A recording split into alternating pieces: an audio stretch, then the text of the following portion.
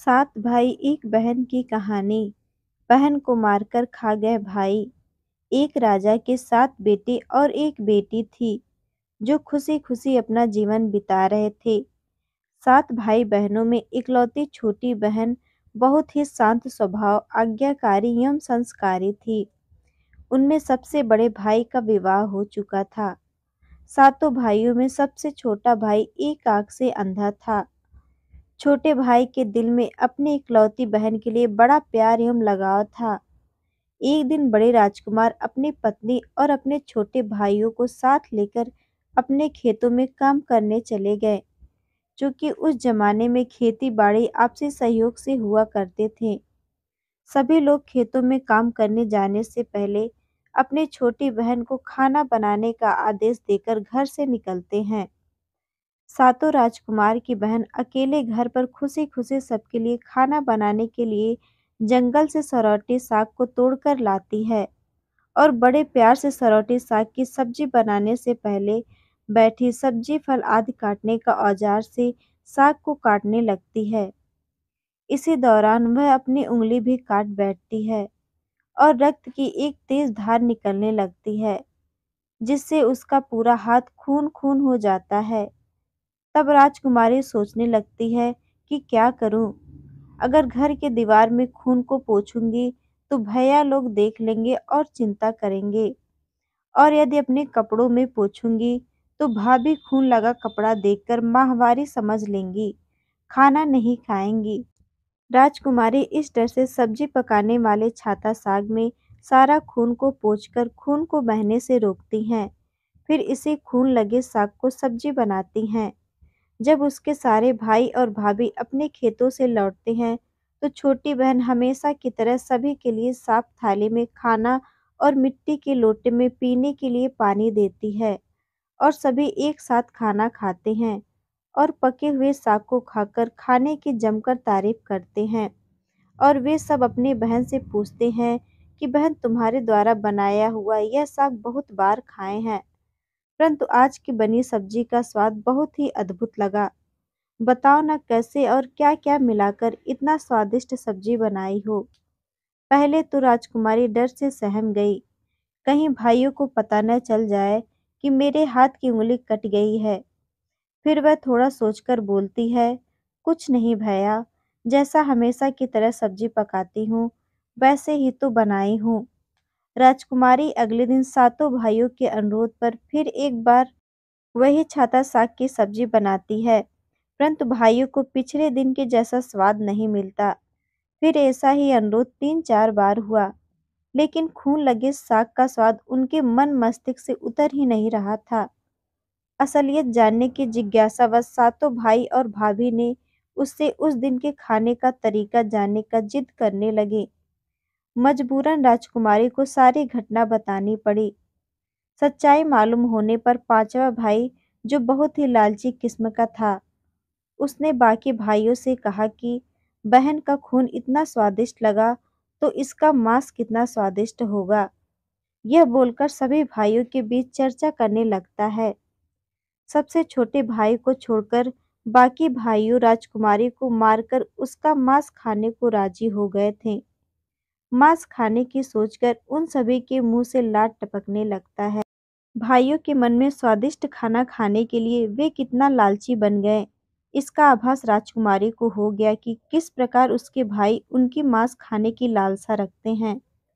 एक दिन सातों भाई शिकार खेलने के बहाने राजकुमारी को लेकर घने जंगल में जाते हैं, जहां पूर्व से निर्मित 4 केंद्र के वृक्षों पर बने मचान के नीचे पहुंचते हैं, जिस पर अपनी बहन को यह झूठ बोलकर चढ़ने के लिए बोलते हैं कि इस मचान पर जंगली जानवर तुम पर हमला नहीं कर सकेंगे। इस प्रकार सातों भाई अपनी बहन को मचान पर बैठाकर अपना अपना धनुष लेकर शिकार करने का ढोंग करके चले जाते हैं। तब राजकुमारी को पूरा आभास हो चुका था कि आज उसका आखिरी दिन है, लेकिन वह चाहती थी कि उनके भाइयों की इच्छा पूर्ण हो, इसलिए भी वह मचान में जाकर बैठ जाती है। फिर सभी भाई केंद्र के वृक्ष पर बने मचान से कुछ दूरी पर स्थित टोकरी छोटा पहाड़ पर अपने अपने धनुष बाण के साथ पहुंचते हैं और एक चट्टान पर बारी बारी से अपने बाड़ों को तेज धार प्रदान करते हैं।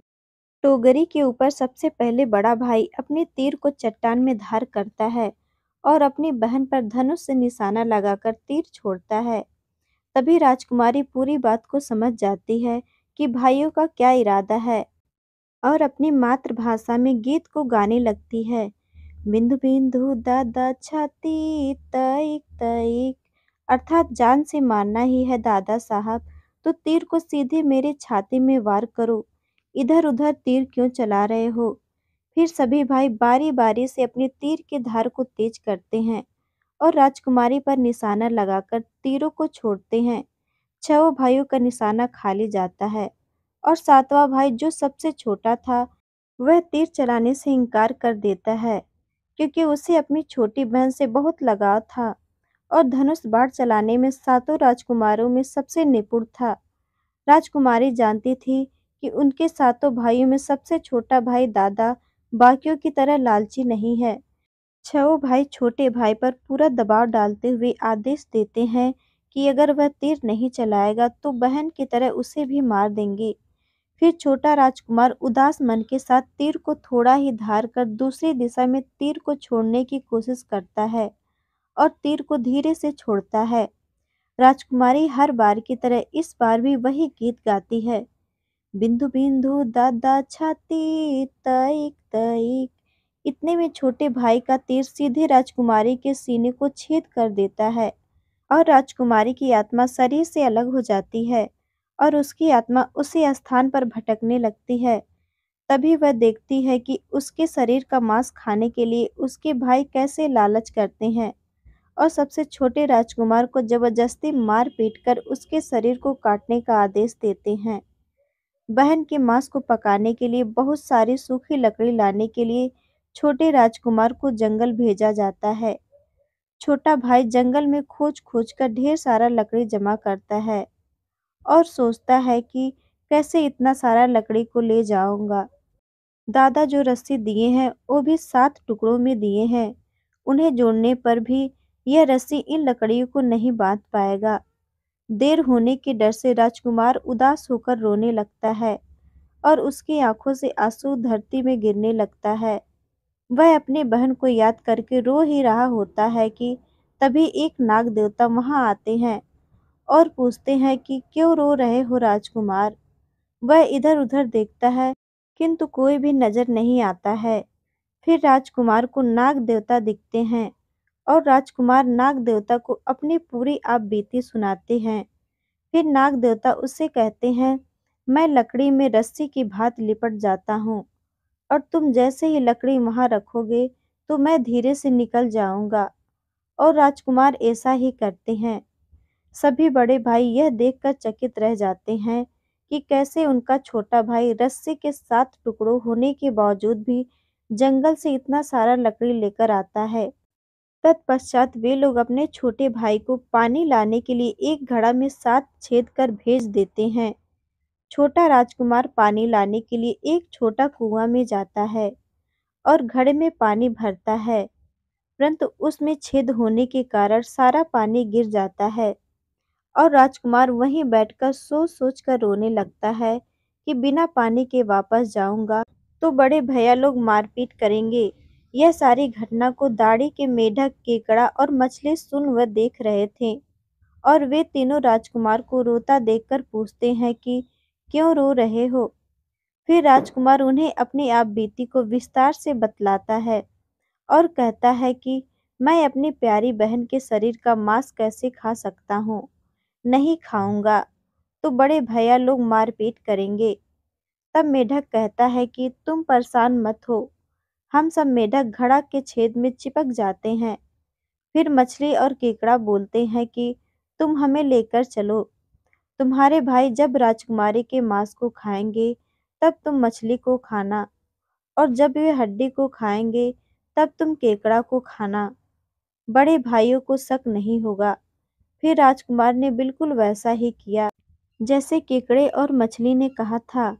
रात को जब राजकुमारी का पका हुआ मांस खाने को परोसा गया तब बड़े भाइयों से छुपाकर वह मांस को दीमक के टिलहे में डाल देता है और समय बीतने पर वहां बांस का एक झुंड उगता है।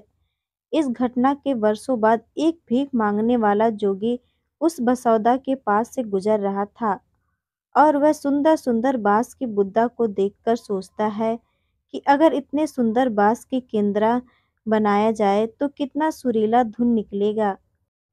उसी क्षण बांस से आवाज आती है, ना काट काटे जोगी, इतो लागे भैया रोपल बांस। जोगी फिर बांस को काटता है।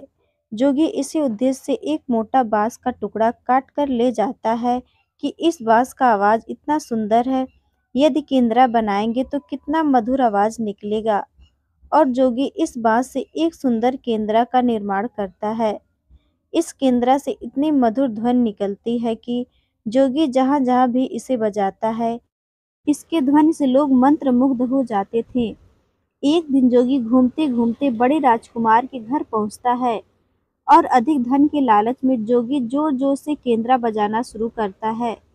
परंतु इस बार केंद्रा का मीठा सुरीला स्वर कर्कश हो जाता है और जब भी जोगी कुछ नया धुन बजाने की कोशिश करता है, बार बार एक ही धुन निकलता है, ना बाज रे केंद्रा, ई तो लागे मोर दुश्मन का घर। बार बार यही धुन निकलने पर बड़ा राजकुमार मारपीट कर जोगी को अपने घर से भगा देता है। ऐसे ही घूमते घूमते जोगी हर भाई के घर जाता है, लेकिन हर बार की भांति वही धुन, ना बाज रे केंद्रा, ई तो लागे मोर दुश्मन का घर, बजाता है। यह धुन सुन सारे भाई जोगी को डांट टपट कर भगा देते हैं।